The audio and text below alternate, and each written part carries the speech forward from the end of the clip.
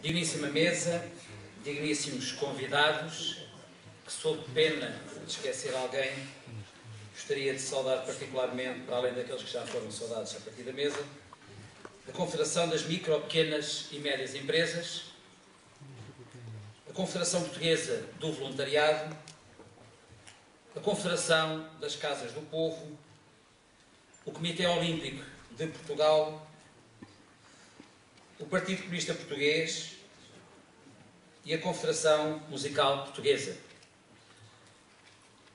Há 19 anos, em outubro de 1993, Almada foi durante 2 dias capital do associativismo, uma vez que foi neste concelho que se realizou o primeiro Congresso Associativo em Democracia. Este congresso, que ficou conhecido pelo Congresso da Mudança, teve enormes repercussões positivas no futuro do nosso movimento. Aqui estamos de novo e por isso saudamos o movimento associativo almadense e todos os que connosco cooperam, em particular os órgãos autárquicos, que sempre trataram o associativismo com respeito pelo seu trabalho e autonomia, ou seja, como um parceiro. Hoje é dia de festa, de comemoração. Um pouco por todo o país e mesmo o estrangeiro, evoca-se o Dia Nacional das Coletividades, 31 de maio. Completam-se 88 anos que um grupo de 9 homens deram início ao primeiro Congresso das Sociedades de Educação e Recreio. Ao fim de 4 dias de trabalhos, decidiram constituir uma entidade que é hoje a nossa Confederação. Àquela data, eram vários os problemas que as coletividades sentiam. Hoje não é diferente e, por muito estranho que pareça, alguns dos problemas daquela altura persistem. Entretanto, surgiram outros. No que às coletividades diz respeito, desde 1722, que os seres humanos, ao sentirem que sozinhos, isolados, não satisfaziam todas as suas necessidades culturais, recreativas, desportivas ou sociais, e o Estado, a quem confiam os seus impostos, também não lhes resolviam tais problemas, decidiram por isso associar-se. Talvez por isso tenhamos chegado às 30.000 coletividades, associações, continuando a constituir-se em média cerca de 1.000 por ano. O associativismo popular é um ser vivo social que se regenera na medida em que desempenha uma função social determinante, contribuindo para a felicidade dos seres humanos. Nestes 88 anos, muita coisa mudou. No mundo, começaram e terminaram guerras. Caíram ditaduras e surgiram democracias, algumas de duvidosa utilidade para os povos. Derrubaram-se muros e levantaram-se outros. Abriram-se portas de cadeias e mantêm-se presos lutadores pela paz e pela justiça. Descolonizou-se politicamente e coloniza-se economicamente. Criaram-se pactos de defesa que se transformaram em perigosos instrumentos de agressão. Num ápice, passámos de uma sociedade industrializada a uma sociedade instrumentalizada pelos grandes meios de comunicação e inteligência que manipulam e atemorizam. A economia deixou de ser regulada pela lei da oferta e da procura e passou a regular-se pela economia de casino e opinião das agências de rating. Os bens públicos que a todos pertencem são cobiçados e apropriados por uma pequena casta de gananciosos. Os decisores políticos deixaram de ser os nossos conterrâneos e passaram a ser entidades abstratas sem pátria. A ideologia da inevitabilidade e do pensamento único impuseram-se. Perguntarão a alguns de vós o que tem isto a ver com o associativismo e, em particular, com as coletividades. Perante tão negro cenário, existem alternativas? Não deixam de ser perguntas pertinentes. As coletividades, tal como qualquer outra entidade social, estão inseridas num meio, num contexto local, regional e global, que deve ser tido em conta. Se a sociedade é dinâmica, as coletividades não podem permanecer estáticas. As relações das coletividades enquanto poder associativo com os demais poderes, dentro do princípio de parceria, tais como o político, o económico, o religioso ou a comunicação social, devem ter em conta esta dinâmica. A nossa contribuição dialética deve conduzir a uma sociedade mais justa, mais livre e mais democrática nos planos político, económico, social e cultural. Só assim teremos uma sociedade equitativa e de oportunidade para todos. Há quem afirme que o associativismo está em crise. Não será despiciente afirmarmos que, Muitos dos problemas das coletividades são problemas da sociedade portuguesa, que se refletem nas coletividades, tal como na família ou no trabalho, e como tal, só terão resolução nas coletividades quando forem resolvidos na sociedade. A questão que se coloca aos dirigentes associativos voluntários é, neste caso, o seguinte: que posso eu fazer enquanto dirigente associativo voluntário como pessoa una, mas que é parte de um coletivo de mais de 425 mil indivíduos para melhorar e transformar a nossa sociedade? Como vencer os desafios que temos pela frente? Qual será o futuro do associativismo atendendo à atual situação? Estas foram as grandes questões a que procurámos responder nos trabalhos do nosso encontro de hoje. Naturalmente que não esperamos ter a solução ou ser a alternativa, mas a nossa experiência diz-nos claramente que é preferível uma sociedade de inclusão a uma sociedade de exclusão. Uma sociedade de solidariedade a uma sociedade de egoísmo. Uma sociedade de indivíduos com iniciativa e partilha com o coletivo, em vez de uma sociedade de empreendedorismo individualista. Uma sociedade de cooperação, em vez de uma sociedade de competição. No fundo, uma sociedade que promova o prazer e a felicidade, em vez da dor e o sofrimento. Digníssima mesa, digníssimos convidados, caros colegas dirigentes. O ano passado, por esta altura, em Estarreja, fizemos uma análise profunda à situação económica e financeira do nosso movimento, enquanto entidades privadas sem fins lucrativos, comparando com as empresas privadas. A situação, no fundamental, mantém-se, havendo, contudo, a lamentar o encerramento de milhares de empresas e, consequentemente, o aumento do desemprego. Por seu lado, o Estado, através de políticas erradas ou por falta de políticas, aposta na transferência das suas responsabilidades sociais para o terceiro setor, sem, contudo, transferir os meios financeiros, técnicos e logísticos correspondentes. As coletividades continuam a resistir, apesar das dificuldades dos dirigentes em conciliarem a atividade associativa com a atividade profissional, resultado das condições de trabalho, agora agravadas com as últimas alterações ao Código do Trabalho. As dificuldades aumentam quando as nossas atividades estatutárias, mesmo para sócios, vêm agravadas.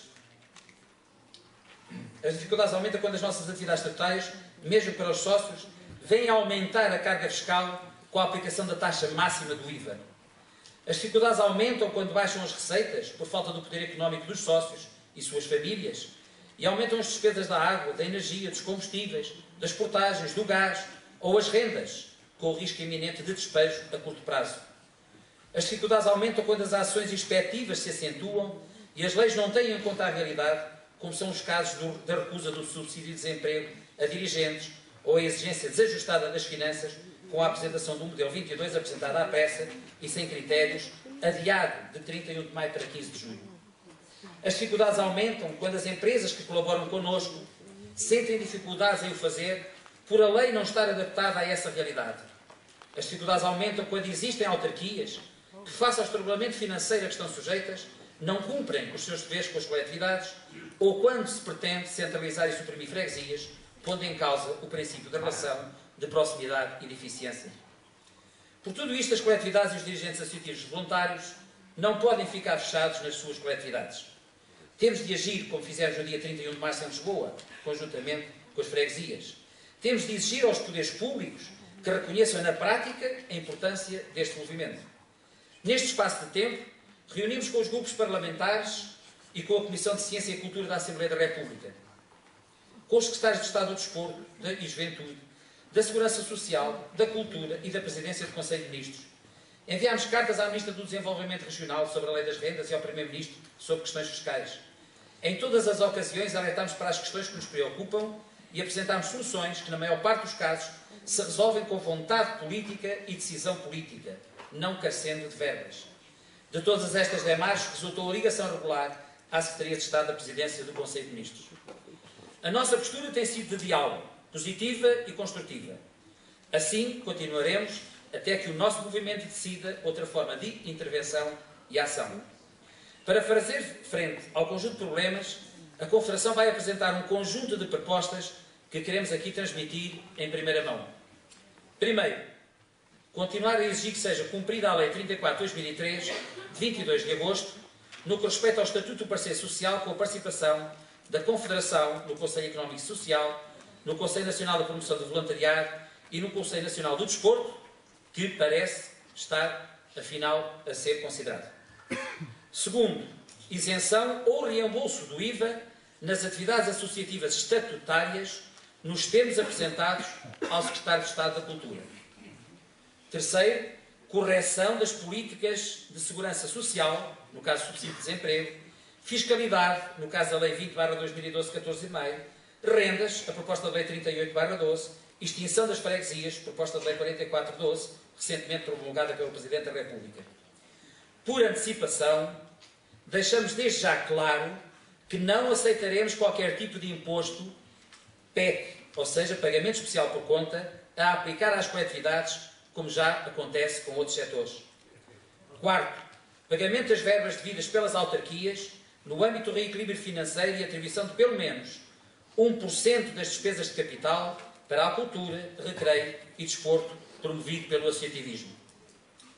Quinto, alargamento do plano de emergência social às atividades e às coletividades no valor de 40 milhões de euros, apenas 10% do plano de emergência social, nas mesmas condições das IPSS, ou abertura de uma linha de crédito autónoma para as coletividades, em cooperação com o Montepio Geral e a Caixa Geral de Depósitos, para investimentos, contribuindo para o desenvolvimento da economia local e a criação de postos de trabalho, diretos e indiretos.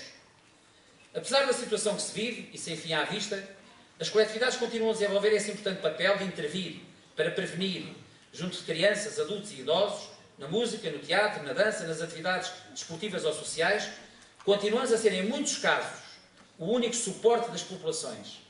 Na atual situação económica, financeira e social, o movimento associativo popular constitui um dos pilares do equilíbrio emocional coletivo, pelo que não ter isso em conta é demonstrativo da falta de sensibilidade social, mas também de falta de inteligência. Absorvidos com o nosso trabalho associativo, vivenciando dificuldades e êxitos, não podemos ficar fechados nas nossas coletividades como se fôssemos ilhas. Devemos, por isso, estar atentos e cooperar com outras instituições igualmente importantes da sociedade. Por isso é normal que inúmeras entidades nos solicitem o apoio e a cooperação para as mais variadas iniciativas, tais como as comissões de jovens e crianças em risco, o Movimento Democrático de Mulheres em defesa das mulheres vítimas de tráfico humano, a Plataforma da Água Pública em defesa desse bem essencial que alguns querem privatizar, na defesa da paz no mundo, num mundo que gasta mais em armamento que em alimentação, saúde e educação, na defesa da nossa Constituição, levada a cabo por jovens preocupados com o presente e o futuro, entre muitos outros. Toda esta cooperação é feita no estrito respeito dos nossos estatutos e princípios programáticos. É um modesto contributo que, no fundo, nos dá uma ideia do mundo em que vivemos e como podemos contribuir para que seja mais justo, mais solidário e mais fraterno. A terminar, não poderia deixar de agradecer a todos quantos se mobilizaram para participar neste evento. Aos patrocinadores privados, à Câmara Municipal de Almada, aos nossos convidados que, com os seus contributos, enriqueceram o nosso conhecimento, aos funcionários do Fórum Romeu Correia, às estagiárias e funcionárias da Confederação, aos colegas dirigentes e ativistas associativos, particularmente os que vieram de mais longe. No próximo ano, por esta altura, teremos novos órgãos sociais na nossa Confederação. O Encontro de Mulheres e Jovens Dirigentes Associativos que realizámos hoje foi já um importante contributo para os trabalhos do Congresso, quer pela análise à situação atual, quer pelas pistas que abriu para o futuro e que aqui foram apresentadas em síntese. De acordo com os estatutos e os princípios democráticos que nos regemos, realizaremos o Congresso Eleitoral em março de 2013. Neste Congresso serão eleitos novos dirigentes, que darão continuidade ao trabalho da nossa Confederação, na condição de herdeiros deste património com 88 anos. Tudo será feito para que, mesmo em tempo de adversidade, se reforce a participação de mulheres e jovens. Estamos convictos que os 70 dirigentes oriundos de todo o país, necessários para preencher os órgãos sociais da Confederação, antigos e novos dirigentes, numa simbiose de experiência e de ciência, estarão à altura dos desafios do presente e futuro e, com mais ou menos dificuldades, não baixarão os braços, não abdicarão de ser quem são e, de forma voluntária e desinteressada, enquanto associativistas convictos e determinados, continuarão a luta para que, através da cultura, do recreio, do desporto e do social, o nosso povo seja mais feliz. Viva o movimento associativo popular, viva Portugal!